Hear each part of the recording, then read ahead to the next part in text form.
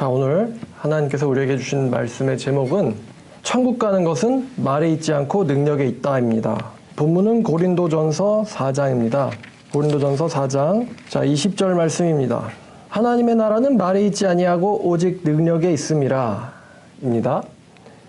자, 하나님의 나라는 말에 있지 아니하고 오직 능력에 있음이라. 근데 여기서 하나님의 나라라는 말은 하나님의 나라를 갈 수 있는 것은 말에 달려있는 것이 아니라 능력에 달려있다라는 말이 되겠죠. 그래서 오늘 제목 천국 가는 것은 말에 있지 않고 능력에 있다입니다.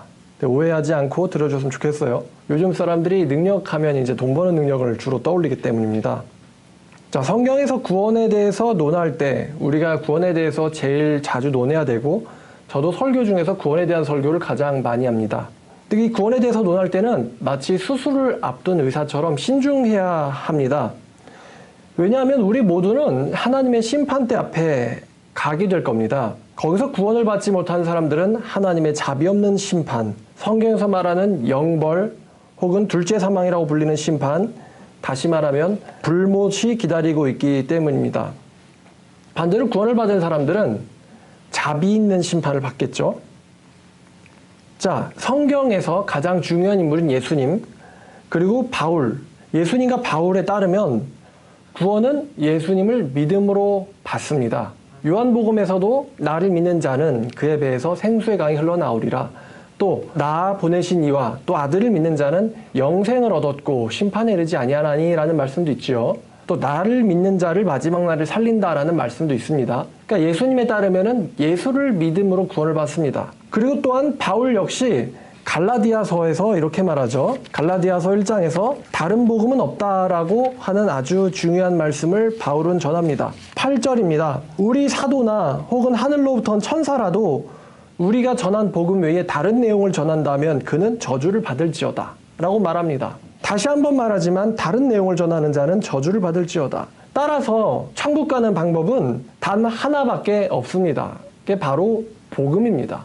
복음이 무엇이냐 하면 아주 간단하게도 갈라디아서 2장 16절이 말하듯 예수 그리스도를 믿는 것입니다. 그러니 예수님의 말씀이나 바울의 말씀은 일치하고 있는데, 즉 예수 그리스도를 구원자로서 믿는 사람들은 구원을 받는다라는 것이 사도 바울과 예수님의 가르침인 것이죠. 그래서 구원을 받기 위해서는 이 두 가지 조건이 성립돼야 됩니다. 첫 번째는 우리가 누구를 메시아로 인정하고 믿을 것인가입니다. 그 다음에 두 번째는 우리가 믿는 그 믿음이 구원에 합당한 믿음인가라는 것입니다. 그러니까 예수 그리스도를 제대로 믿어야 된다는 것이죠. 내가 누구를 믿느냐라는 질문에서 하나님이시며 사람이신 예수님을 믿는가? 아니면은 단지 예수님이라는 한 인간에 불과한 과거에 존재했던 분을 믿는 것이냐? 근데 이런 두 번째 믿음은 이단이나 사이비 집단에서도 흔히 발견됩니다.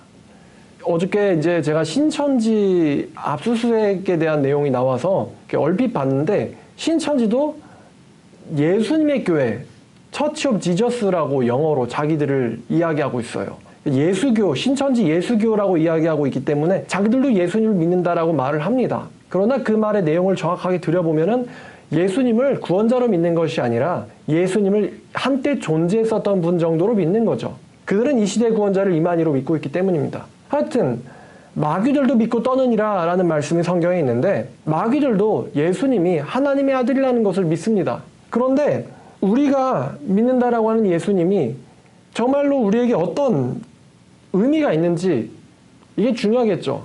예수를 믿는다고 하면서도 그 예수님이 아무런 능력 없는 예수님이라면 안 되겠죠. 자, 그래서 그분의 존재함과 나의 존재가 무슨 상관이 있는가? 다시요. 그분의 존재와 나의 존재가 어떤 상관이 있어야 돼요. 예수님의 존재하심과 우리의 존재함이 어떤 상관이 있을까?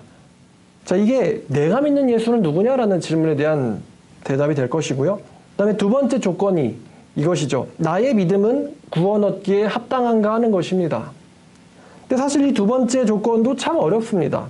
혹시 나는 나의 행위나 내 율법 준수, 나의 선행으로 구원을 바꾸려는 사람은 아닐까? 구원을 사려는 사람은 아닐까? 그리고 두 번째, 내 믿음은 진짜 믿음일까? 가짜 믿음일까? 이것이 중요한 것입니다. 그러니 예수를 제대로 된 예수를 믿고 있느냐와 나의 믿음이 제대로 된 믿음이냐, 이 두 가지가 구원을 얻는데 필요한 조건이라는 것이죠. 이 조건 중에 하나라도 잘못되면 우리는 천국 갈 수 없음을 압니다. 예를 들어 이슬람 사람들은 자신들의 믿음을 증명하기 위해서 심지어 순교도 하고 자폭도 합니다. 그런데 그 사람들의 믿음의 대상은 구원자 하나님의 아들 예수 그리스도가 아니기에 그들의 그 목숨을 건 믿음으로는 천국 갈 수가 없습니다. 그런데 이제 반대 질문이죠. 그럼 우리는 하나님의 아들을 제대로 인식하고 있느냐? 그리고 우리가 그분을 제대로 믿고 있느냐입니다. 다시 질문하면 우리 안에 성경이 제시하고 있는 성경적인 진짜 믿음이 우리 안에 있느냐입니다. 그래서 자기의 믿음을 점검을 해야 되는데 이 자신의 믿음을 점검하는 것은 자기의 믿음의 진위 여부를 판단하는 것은 자기 신앙의 자신감과 확신을 갖기 위해서도 필요한 일입니다. 그러나 차칫 이것은 교만으로 넘어갈 수 있기 때문에 조심해야 하고 또 매우 신중해야 합니다. 말씀드렸듯 수술을 하는 의사처럼 신중해야 합니다. 왜냐하면은 이 진단은 오판의 가능성을 갖고 있기 때문에 우리는 언제나 항상 됐다는 마음이 아니라 아직도 나는 달린다라는 마음으로 신앙을 해야 된다는 것입니다. 그래서 우리가 아직 구원받지 못한 사람처럼 두렵고 떨림으로 예수 그리스도의 말씀을 지키고 산다면 분명 우리는 구원에 이를 것입니다. 그런데 우리는 구원 얻었으니까 되었다, 나는 회개한 사람이다 라고 말한다면요, 곧 교만이 나를 덮쳐서 내 자신을 알아보지 못하게 할 것입니다. 우리는 분명 선악간에 행한 바를 마지막 날 하나님의 심판대 앞에서 고백하게 될 것입니다. 그래서 우리는 끝까지 방심할 수 없는 것이죠.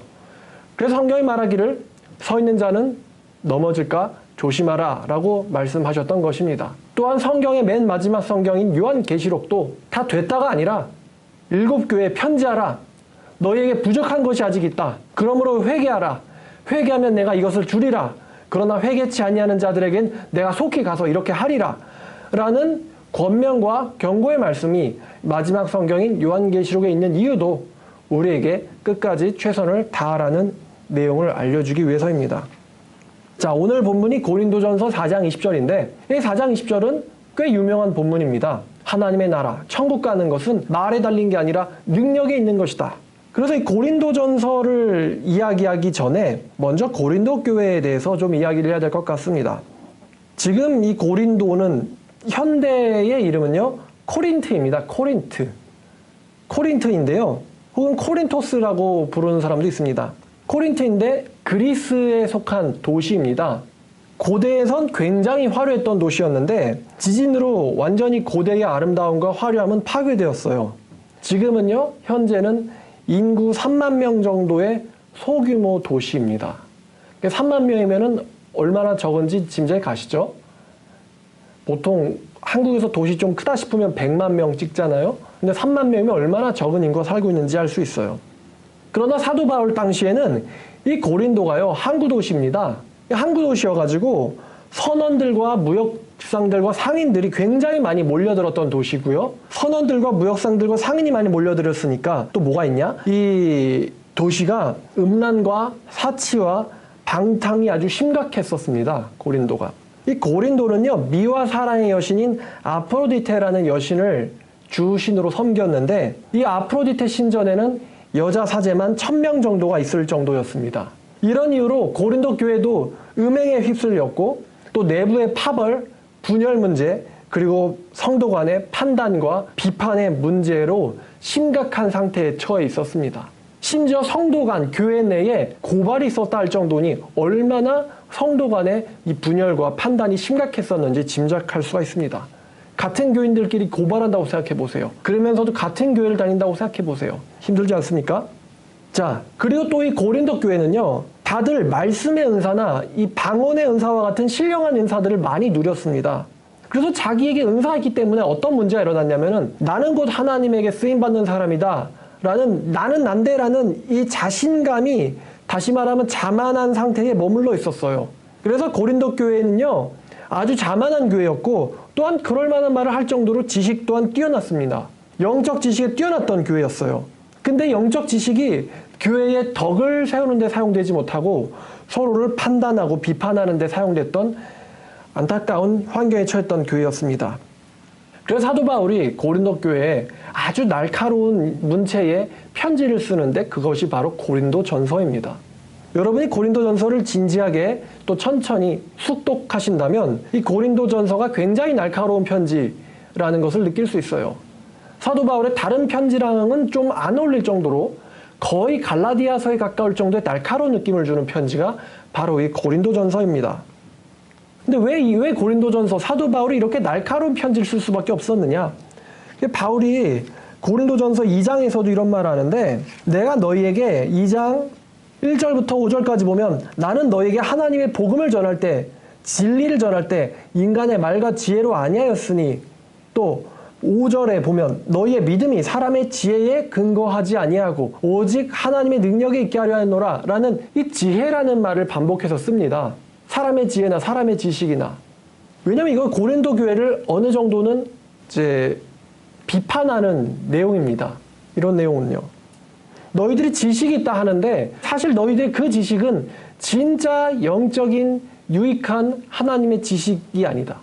그것은 서로를 판단하고 죽이는 지식이다. 이 지식이 뛰어났기 때문에 얘네들이 어떤 문제에 시달렸냐면 이 사람들이 이 교만에 시달렸어요. 그래서 제가 아주 좋아하는 말씀이 있는데 고린도 전서 8장을 가면요. 이런 말씀이 있습니다. 우상의 제물에 대하여는 우리가 다 지식이 있는 줄을 아나. 이게 무슨 말이냐? 아프로디테 신전에 사람들이요. 그 짐승을 들고는 제사로 오는 거예요. 그런데 고린도라는 도시에 살면요. 워낙 이 우상 숭배자들이 많기 때문에 고기들이 많이 나왔어요. 고기들이. 그러니까 크리스찬들이 정육점을 가면은 이 고기가 그냥 팔려 나온 건지 아니면 신전에서 우상 숭배에 바쳐졌다가 나온 고기인지 알 길이 없었어요. 그 주부 여러분들도 가시면은 이것이 한우인지 아니면 호주산인지 아니면 미국산인지 구분하기 힘들지 않습니까? 근데 고린도 교회도 마찬가지였어요. 이 고기가 우상에게 바쳐졌던 고기인지 아니면 방금 나온 교회인지 알 수가 없었던 거예요. 그래서 고린도 교회에서 어떤 성숙하고 높은 지식을 가졌던 사람들은 우상에게 바쳐진 고기를 태연하게 먹었습니다. 어떻게 먹을 수 있었느냐? 우상은 존재하지 않기 때문에, 오직 하나님 한 분이기 때문에, 하나님이 만드신 고기이기 때문에 우상에 바쳐졌다 해도 우상은 없는 것이므로 우리에게 아무런 유익이 없다. 아무런 해를 끼치지 못한다. 그러므로 그냥 먹으라. 이런 지식을 갖고 있었다는 것입니다. 그런데 어떤 사람들은 양심상 우상에게 바쳐졌던 고기는 먹을 수 없었어요. 혹시 이 고기가 우상에게 바쳐졌던 고기일지도 몰라서 채식만 하는 사람들도 있었습니다. 이 우상 분별 혹은 이 믿음에 대한 지식을 사도 바울은 말하고 있습니다. 그래서 우상에게 바쳐졌던 재물, 다시 말하면 우상에게 바쳐졌다 나온 이 고기에 대해서는 우리가 다 지금 지식이 있는 줄을 아나. 다들 너희 알고 있지 않느냐 이거예요. 그러나 사도 바울은 그 말을 하는 것이 아니라 고기 먹으라는 말을 하는 것이 아니라 그 다음 말합니다. 지식은 사람을 교만하게 하며 사랑은 덕을 세운다라고 합니다. 중요한 말이죠. 지금 오늘날 시대에 뭐 고기 정육점에 뭐 마트에 우상 숭배 바쳐졌던 고기가 나왔다. 이런 게 우리에게 무슨 의미가 있겠습니까? 오늘날 크리스찬들에게. 그런데 그 다음 말씀을 우리가 봐야 돼요. 지식은 사람을 교만하게 한다. 그러나 사랑은 교회와 형제 간의 덕을 세워준다라는 말합니다. 이 원리는 지금 이 시대에도 여전히 유효할 줄 압니다. 저는 페이스북에서 혹은 제가 만났던 어떤 사람들을 알고 있습니다. 그 사람들은요. 자기 지식에 자기가 취한 사람들입니다. 기독교 서점을 가서 어떤 교리서를 골라서 사람들이 잘 읽지 않는 조직신학 책을 두꺼운 책을 읽어가면서 나는 이런 지식들이 머리에 있다 라고 하면서 자기의 지식을 펼쳐내기에 여념없는 사람들이 기독교인들 중에서 간혹 있습니다. 그 사람들은 자기 지식에 취해 있어요. 저 사람은 책을 읽는 사람이야. 저 사람들은 신학 연구를 하는 사람이야. 이런 말을 하는 사람들이죠. 특히 이 합동교단에서 그런 사람들이 자주 발견됩니다. 왜냐하면 합동은 보수적이고 또한 신학적입니다. 이 신학적이라는 것은 양날의 칼이 될 수 있거든요. 이 신학이라는 것은 이단을 분별하기 위해서 필요한 것인데 이단을 분별하기 위한 용도가 아니라 자신의 잘남을 높이기 위해서 쓰는 용도로 신학을 공부하는 사람들도 많이 있습니다. 그러나 우리는 항상 성경을 먼저 봐야겠죠. 그러니까 성경을 해석할 줄 모르는 사람이 신학책을 많이 읽고 있다면 이건 참 바보 같은 짓입니다. 마치 교과서는 해석할 줄 모르면서 이것저것 자습서와 학원을 많이 다니는 사람들이죠. 공부 좀 못하는 사람들이 그러지 않습니까? 막상 교과서는 이해 못하면서 잡서에 뭐가 나왔다, 전과에 뭐가 나왔다 이런 말을 하는 아이들 있지 않습니까? 그리고 또 주변에 도는 이 겉지식들, 선생님이 설명한 것들은 잘 모르면서 떠도는 이야기들은 많이 주워들어서 알고 있는 사람들, 그러나 막상 시험을 치면 성적은 높지 않는 이런 부류의 사람들이 기독교에도 여전히 있단 말입니다. 그리고 어떤 사람들, 학창시절에 사람들한테 인정을 받지 못했던 사람들이 마찬가지로 교회에서는 인정받기 위해서, 왜냐하면 교회에서는 학력 세탁이 되잖아요. 신학책을 가지고 자기 지식을 자랑하는 부류의 사람들이 여기저기에 많이 있습니다. 인터넷에 카페에도 있습니다. 내가 뭐뭐를 읽었다, 내 집에 무슨 책이 있다, 이런 것을 보란듯이 전시하는 사람들 말입니다. 자, 그런데 바울은 그런 말해요. 지식은 사람을 교만하게 만들지만 사랑은 덕을 세운다. 저는 이 말씀을 아주 중요하게 생각합니다. 왜냐하면 제가 지식을 좋아하기 때문입니다. 이 8장 1절 말씀은 저한테 있어서는 이 고삐와 제갈과도 같은 말씀입니다. 지식을 추구하는 자들에게 궁극적인 지식은 머리에 넣는 것이 아니라 가슴에 넣는 것이다. 예수 그리스도의 사랑을 담는 것이 궁극적인 지식의 한 끝입니다. 그것을 보여주는 말씀이 이거죠. 지식은 무용하다. 오히려 너를 망친다. 교만하게 만든다. 그러나 사랑은 덕을 세운다. 그러니 누가 더 교회에 덕을 세우겠느냐? 누가 더 그리스도에게 이쁨 받겠느냐? 지식이 많은 사람이냐? 아니면 사랑이 많은 사람이냐? 그래서 그런 말 하는 거예요. 지식도 패하고. 그죠? 그러나 사랑은 영원하며 끝이 없으리라 라고 바울이 말하는 것입니다. 또한 8장 2절도 이렇게 말합니다. 만일 누구든지 뭐든 아는 줄로 생각한다면 그는 마땅히 알아야 될 것은 아직도 알지 못하는 거라고 말하고 있어요. 당연히 알아야 되는 것은 모르고 있다. 이런 말입니다. 그러니까 우리나라 말은 뭐가 있죠? 하나만 알고 둘은 모른다. 맞나요? 반대인가? 둘은 알고 하나는 모른다였나? 하나만 알고 둘은 모른다겠죠? 그러니까 아는 것 같은데 사실 제일 중요한 건 또 빠져있는 상태예요. 교만에 빠져있는 크리스찬들에게 바울은 지식의 궁극적 목적이 뭐냐? 그것은 덕을 세우고 서로 사랑하게 만드는 데 있는 것 아니냐? 그런데 사랑에 빠진 지식이 어디에 쓸모 있냐? 라는 지적을 8장에서 하고 있는 것입니다. 그래서 사도 바울이 이 고린도 교회에게 유명한 말씀을 하나 보내는데 그게 바로 이겁니다. 하나님의 나라는 말에 있지 않고 능력에 있다. 고린도 교회가 아무리 바울에 의해서 교육을 받았다 할지라도 또 아폴로와 베드로와 같은 유명한 제자들에 의해서 세움을 받았다 할지라도 이 고린도 교회의 성도들이 사도 바울만큼 능력이 있을 수는 없습니다. 사도 바울은 지식면에 있어서도 압도적으로 뛰어났을 뿐만 아니라 성경을 10쇄간을 기록했죠. 뛰어났을 뿐만 아니라 사도 바울은 그 지식을 실천하는 데 있어서도 그 누구에게 뒤지지 않는 사람이었기 때문입니다. 사도 바울은 자기가 아는 대로 행하고자 했습니다. 그래서 아무리 고린도 교회가 많이 한다 할지라도 사도 바울에게 비교할 수는 없었던 것입니다. 그 바울이 이렇게 말합니다. 내가 너에게 속히 가서 그 사람의 말이 아니라 능력을 알아보겠다. 누가 바울 앞에서 나는 능력자다라고 말할 수 있겠습니까? 사도 바울은 귀신도 쫓아내고 병도 고쳐내고 죽은 사람도 살리고 사도 바울이 감옥에 갇히면은 감옥에 있는 착고조차도 풀릴 정도로 사도 바울은 영적인 거인이었습니다. 이 바울의 지적과 비슷한 지적이 구약 성경에서도 발견됩니다. 구약 성경 이사야 29장인데 이사야 29장 13절 말씀은 이 말씀 예수님도 인용하시는 말씀입니다. 예수님께서도 인용하시는 구약의 말씀이기 때문에 깊이 알아두시길 바랍니다. 이사야 29장 13절입니다. 주께서 이르시되 이 백성이 입으로는 나를 가까이하며 입술로는 나를 공경하나 그들의 마음은 내게서 멀리 떠났나니 그들이 나를 경외함은 사람의 계명으로 가르침 받았을 뿐이라. 다시 말하면 그들이 나를 경외하는 척하는 것은 사람의 지식을 따를 뿐이다 라는 것입니다. 지식에 따를 뿐이지 마음에 있는 것은 아니다. 그래서 이들의 입술과 입은 내게 가깝지만 이들의 마음은 내게서 멀리 떠나 있다라고 하나님께서 이사야를 통해서 이스라엘에게 하시는 말씀입니다. 하나님의 말씀이죠. 바울의 말도 아닌 하나님의 말씀입니다. 14절 그러므로 내가 이 백성들 중에 기이하고 기이한 일 곧 가장 기이한 일을 다시 행하리니 그들 중에 지혜자의 지혜가 없어질 것이요 명철자의 총명이 가려지리라라는 말씀을 하십니다.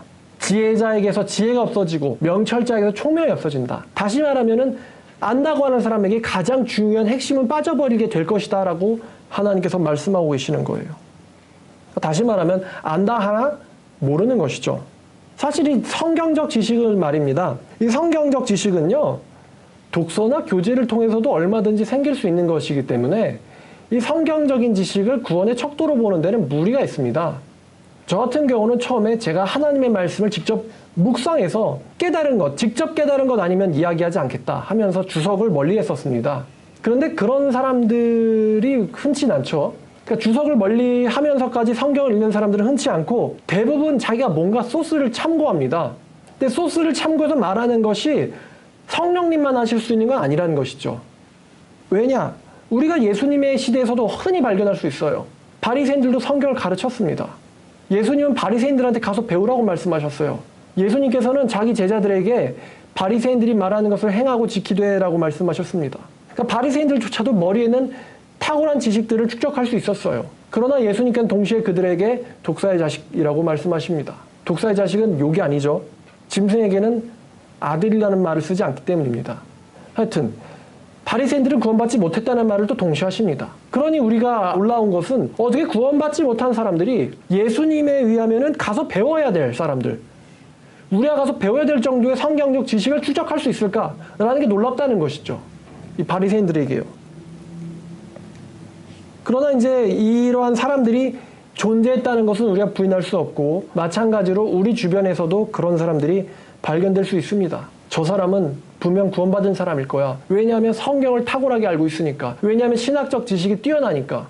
그런데 그 지식이 정말 성령님에 의한 것이 아닐 가능성이 얼마든지 있다는 것이죠. 그래서 그 사람의 말의 언변으로 구원의 유무를 판단하는 것은 지극히 위험합니다. 그래서 바울이 말하잖아요. 말에 있지 않고 능력에 있다고. 말이 뭐겠습니까? 언변 아닙니까? 이러한 거만한 사람들은 잠언에서도 발견이 되는데 잠언은 한 절 한 절이 가끔씩 우리에게 굉장한 통찰을 알려줍니다. 잠언 9장입니다. 잠언 9장 7절과 8절 말씀에 이런 말이 있습니다. 자, 7절과 8절. 거만한 자를 징계하는 자는 도리어 능욕을 당할 것이요 악인을 책망하는 자는 도리어 흠이 잡히리라. 거만한 자를 책망하지 말라. 그가 너를 미워할까 두려우니라. 지혜 있는 자를 책망하라. 그가 너를 사랑하리라. 지혜 있는 자에게 교훈을 더하라. 그가 더욱 지혜로워질 것이요 의로운 사람을 가르치라. 그에게 학식이 더하리라. 라는 말씀이 있습니다. 여기서 지금 솔로몬은요, 거만한 자, 교만한 자를 책망했다가는 도리어 징계를 당하고 흠이 잡힌다. 능욕을 당하고 흠이 잡힌다라고 말하고 있습니다. 왜냐? 여기서 성경이 말한 이 거만한 사람은요, 비판하는 것을 받아들일 수가 없는 사람들이에요. 저는 비판을 받아들이려고 노력 많이 합니다. 그래서 여러분도 해보시길 바라요. 가장 가까운 사람들이 여러분들 옆에 있습니다. 가족 중에 있고요. 또한 교회 내에 있겠죠. 그 사람들한테 가서 먼저 물어보세요. 혹시 내게 고쳐져야 될 점이 뭐라고 생각해? 이런 식으로 물어보신다면 여러분들은 정말 좋은 지적을 받을 수 있을 겁니다. 가장 가까운 사람들한테서 지적을 당하고, 그러니까 지적을 당하는 게 아니죠. 제가 먼저 해달라고 요구했기 때문에 내 부족한 점이 뭐라고 생각해? 그럼 그 사람들이 어떤 얘기를 해줄 겁니다. 그럼 그 부분에 대해서 나도 공감한다면은 내 스스로 그 부분을 고치기 위해서 주님께 기도를 하세요. 남이 먼저 지적해주기보단 내가 먼저 물어봤을 때 훨씬 더 우리가 그것을 받아들이기가 쉽습니다. 자, 근데 거만한 자들은 비판을 비난이라고 인식하기 때문에 혹은 권고나 책망도 권면도 이걸 비난이라고 인식하기 때문에 이 사람들은 자기를 공격하는 줄 알고 능욕을 하고 도리어 흠을 잡습니다. 그러니까 여러분, 혼낼 사람도 잘 혼내야 된다는 것이죠. 쉬운 말로 하면요. 그러나 반대로 지혜로운 자를 책망하라 라고 성경은 말합니다. 지혜로운 자는 책망을 받으면 너를 사랑할 것이다 라고 말합니다. 왜냐하면 그 사람은 자신을 더욱더 하나님 앞에서 가치 있게 가꾸고 싶은 사람이기 때문에 자신의 흠이 있음을 알고 있기 때문에 그 흠을 같이 고쳐가자라고 말하는 사람을 그 사람은 사랑하게 되는 것입니다. 심지어 원수가 비판하는 것조차도 우리는 귀담아 들을 필요가 있어요. 사이비 집단의 사이비 신자들이 저에게 비판을 합니다. 저는 사이비 신자들이 하는 비판조차도 일일이 다 읽어보고 새겨봅니다. 저 사람이 사이비라서 하는 말일지라도 그게 나에게 정말 단점이라고 생각될 경우 저는 그것을 얼마든지 흡수하려고 하기 때문에 다 일일이 읽어봐요. 여러분의 원수가 하는 말이라고 해서 그것을 무시해서는 안 됩니다. 어쩌면 원수이기 때문에 가장 정확한 지적을 해줄 수도 있는 것입니다. 그것을 받아들이는 사람은 주님 앞에서 큰 자요, 그런 것을 내팽개치는 사람은 성경에 따르면 거듭나기 어려운 사람들입니다. 정작 참된 구원을 받은 사람들은 성경이 말하듯 영과 마음을 완전히 새로운 것으로 하나님께서 교체해 주시기 때문에 정작 참된 구원을 받은 사람들은 성령의 성품으로 변화가 일어납니다. 참된 구원을 받은 사람은 성령의 성품으로 변화가 일어납니다. 그리고 그 변화는 그 사람의 위기 상황에서 진가가 빛납니다. 사탄이 할 수 없는 게 뭔지 아세요? 사탄이 절대로 하지 못하는 게 뭘까? 지식일까요? 우스운 질문인데 여러분 신천지가 성경책을 무서워할까요? 여러분 성경책 든 신천지인 무서울 겁니다. 그거 아세요? 이런 식으로 나오거든요. 이거 아세요? 그거 뭐예요? 일곱머리 열뿔이 뭐죠? 성경으로 설명해 주세요. 성경대로 말하세요. 삼위일체 성경에 있나요? 이렇게 나오거든요. 그 사람들. 여러분 마귀가 성경을 무서워하겠습니까? 마귀가 지식을 무서워하겠습니까? 무슨 영화에서 나온 것처럼 성경책 들고는 십자가 들면 마귀가 무서워합니까? 전혀 아닙니다. 제 생각에 그 영화를 만든 사람이 마귀에게 충만한 사람일 것 같습니다. 왜냐하면 마귀에 대한 경계심을 낮춰주거든요. 마귀는 그렇게 우스꽝스럽지 않아요. 마귀는 오히려 성경을 좋아하고 오히려 마귀는 지식을 추구합니다. 왜냐하면 그걸로 사람을 교만하게 만들어서 자기가 구원받았다라는 착각에 빠뜨리기 딱 좋거든요. 사도 바울은 우리에게 말하죠. 미혹을 받지 말라고 말합니다. 그 미혹이 뭡니까? 너 자신이 하나님의 의에 이르지 못하고도 구원을 받았을 거라는 미혹을 스스로 하지 말고 스스로 받지도 말라는 것입니다. 불의한 자가 하나님의 나라를 받지 못할 줄을 너희는 알지 못하느냐라고 말합니다. 안다는 자들에게 알지 못하느냐라고 말하는 것은 치욕스러운 일이겠죠. 안다고 하는 너희들이요. 너희가 이것은 알지 못하느냐라는 것입니다. 사탄이 절대 못하는 것이 있는데 그것은 지식 쌓는 것이 아니라 원수를 사랑하는 것입니다. 원수를 사랑하는 것은 사탄은 절대 하지 못합니다. 사탄은요. 사람을 이용할 뿐 그 사람을 사랑하지는 않습니다. 사탄은요. 희생하지 않습니다. 사탄은 이용할 뿐이죠. 그래서 그 사람의 참된 영성은 지식뿐만 아니라 원수 사랑에서도 발견됩니다. 원수 사랑으로 증명됩니다. 참된 지식과 더불어 원수를 사랑하는 이것은 이제 실력이라고 말해야겠죠. 바울의 표현에 따르면 능력입니다. 참된 지식과 더불어 이 능력이 있어야 돼요. 원수를 사랑할 수 있는 능력이 있어야 됩니다. 사도 바울은 로마서 12장 14절에서 너희를 박해하는 자들을 축복하고 저주하지 말라라는 말합니다. 너희를 박해하는 자들을 축복하고 저주하지 말라. 로마서 12장 14절 말씀입니다. 그러나 이 부분을 가장 멋있게 말씀하신 분은 예수님이고 누가복음 6장에 기록되어 있죠. 누가복음 6장 27절부터 보시면은 그러나 너희 듣는 자에게 내가 이르노니 너희는 원수를 사랑하며 너희를 미워하는 자를 선대하며 너희를 저주하는 자를 축복하며 너희를 모욕하는 자들을 위하여 기도하라. 너희 뺨을 치는 자에게 젖밤도 돌로 대며 네 겉옷을 빼는 자에게 속옷도 거절하지 말라. 내게 구하는 자에게 주며 내 것을 가져가는 자에게 다시 달라 하지 말며 남에게 대접을 받고자 하는 대로 너희도 남을 대접하라.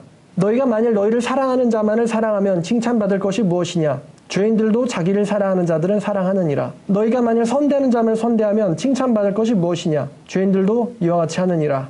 너희가 받기를 바라고 사람들에게 꾸어주면 칭찬받을 것이 무엇이냐? 죄인들도 그만큼 받고자 하여 죄인에게 꾸어주느니라. 오직 너희는 원수를 사랑하고 선대하며 아무것도 바라지 말고 꾸어주라. 그러면 너희 상이 클 것이요 또 지극히 높으신 이의 아들이 되리니 그는 은혜를 모르는 자와 악한 자에게도 인자하심이라. 라는 말씀이죠. 27절과 28절에 이 말씀에 어떤 공식이 있습니다. 원수는 사랑하고 미워하는 자에게는 선대하고 저주하는 자에게는 축복하며 모욕하는 자에게는 기도하라. 정반대의 개념들이죠. 원수는 사랑하고 미워하는 자들에게는 선대하며 저주하는 자에게는 축복을 모욕하는 자를 위해서는 기도하라. 이렇게 짝을 지으면 외울 수 있습니다. 예수님께서는요. 자기를 사랑하는 자만 사랑하는 게 무슨 유익이 있느냐라는 말씀을 하십니다.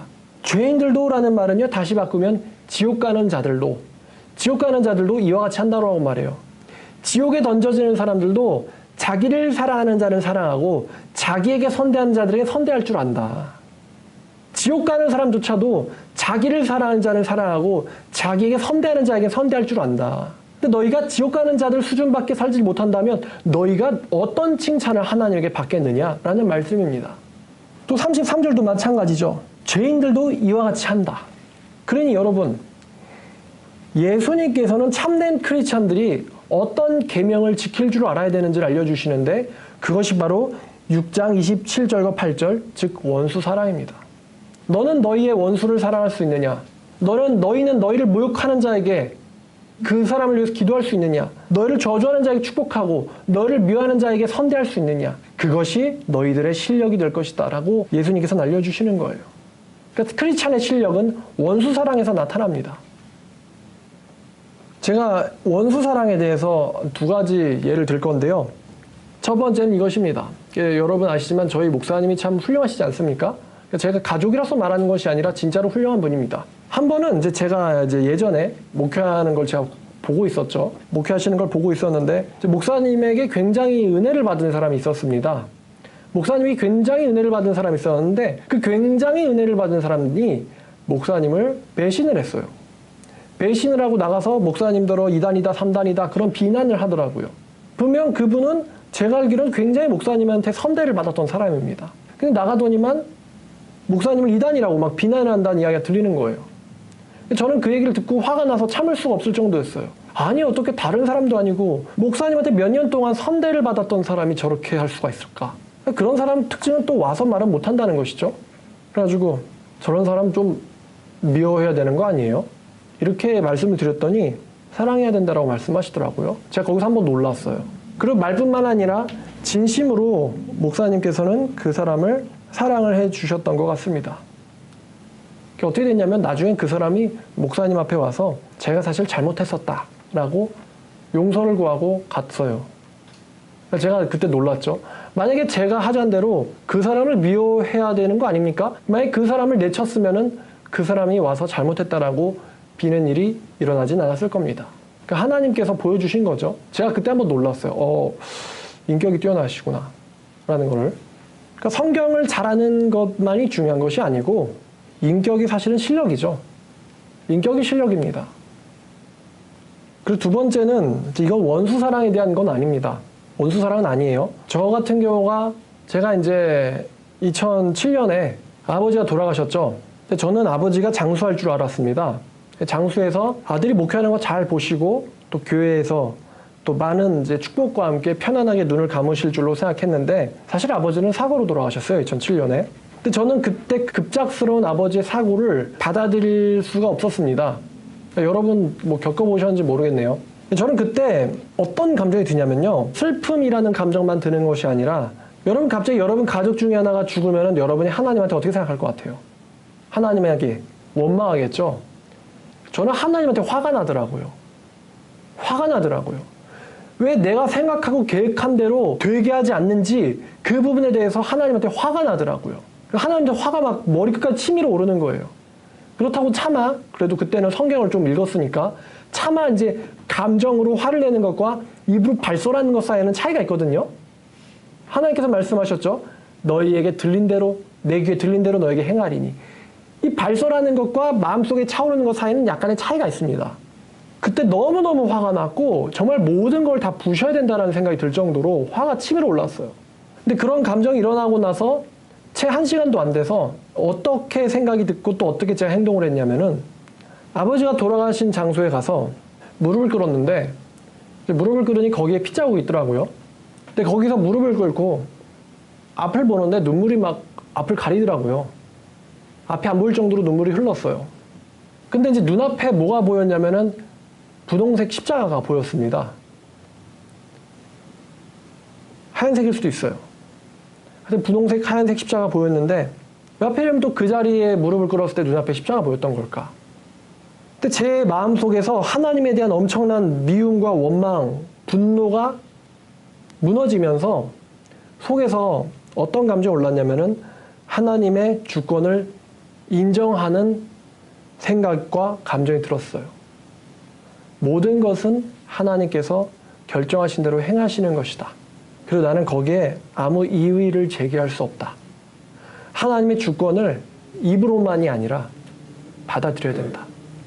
그 하나님의 결정이 나에게는 뼈저린, 뼈아픈 결정이라 할지라도 우린 그것을 받아들이고 그분의 주권 행사를 인정해야 돼요.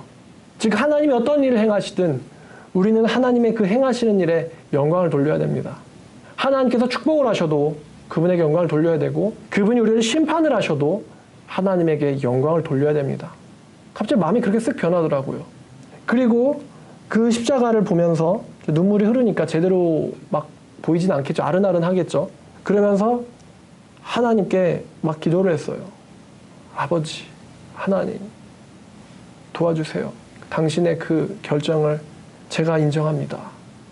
아버지의 뜻대로 이 인생 맡기고 살겠습니다.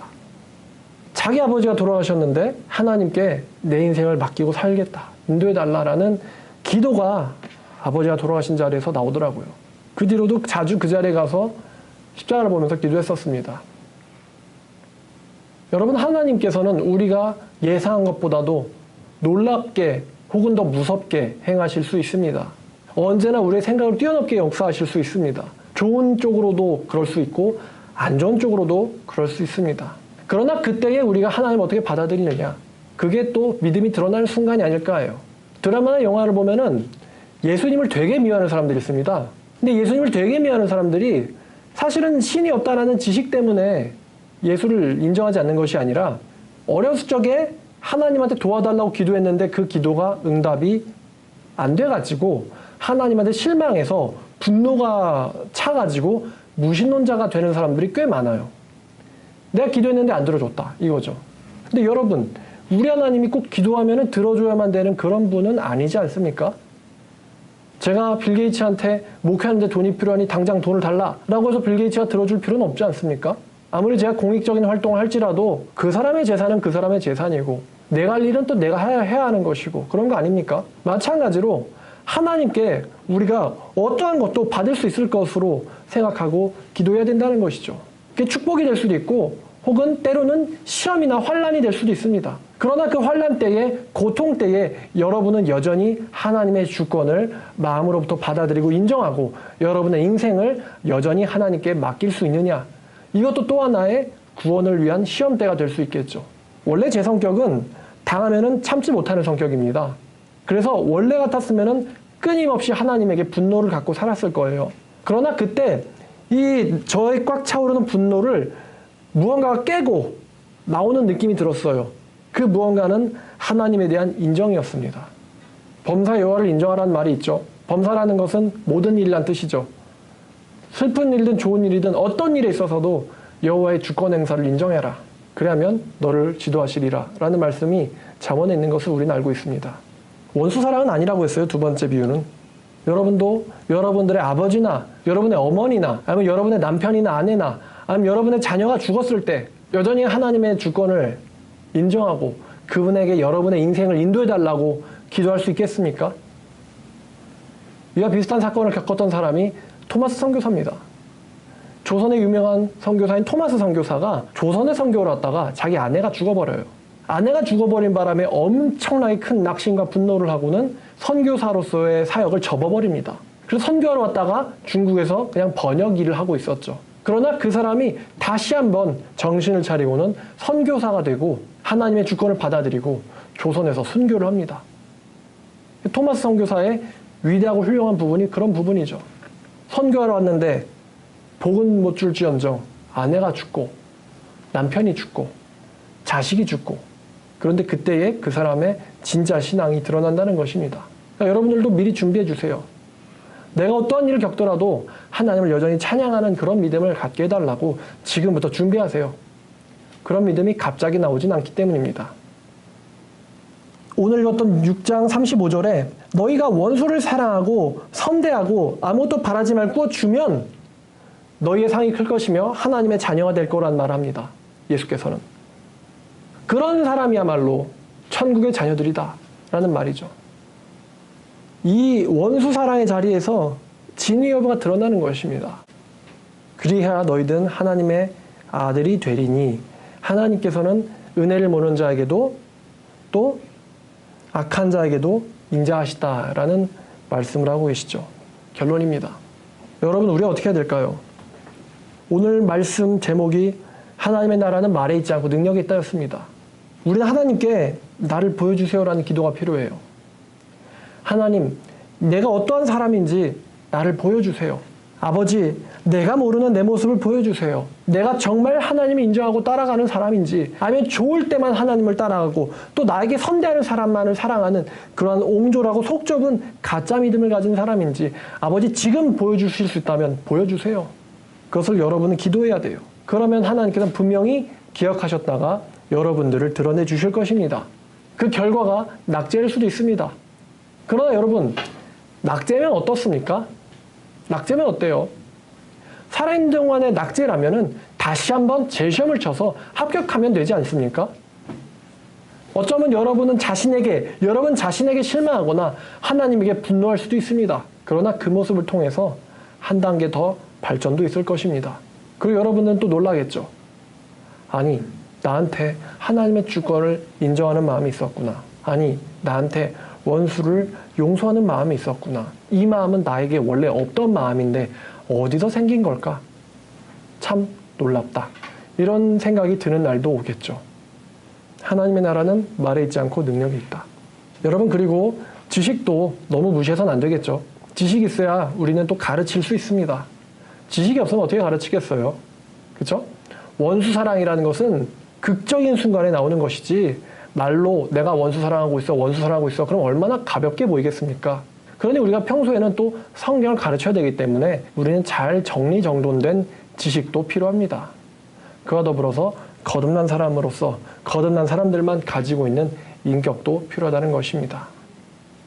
제가 이렇게 구원에 대한 설교를 하는 이유는 이 구원에 대한 설교를 하는 것이 가장 또 중요하고 여러분에게도 저에게도 중요하고 또 이 말씀이 여러분들이 위기에 몰렸을 때 여러분들 뇌리 속에서 강도사님도 저랬었다는데 나도 하나님을 따라야지.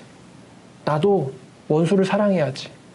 그런 생각이 한 번이라도 말씀 때문에 났으면 좋겠다는 생각에서 이 설교를 했어요. 우리 모두 다 같이 천국에서 발견되었으면 좋겠습니다. 기도하겠습니다. 하나님 아버지 감사합니다. 아버지, 정말 우리가 지식뿐만 아니라 삶에 있어서도 하나님 아버지께서 인정하시는 거듭난 사람의 수준에 도달할 수 있게 되기를 주님 원합니다. 예수님께서는 우리가 죄인 되었을 때에 우리를 위해서 희생하시는 그 성숙한 인격을 보여주셨습니다.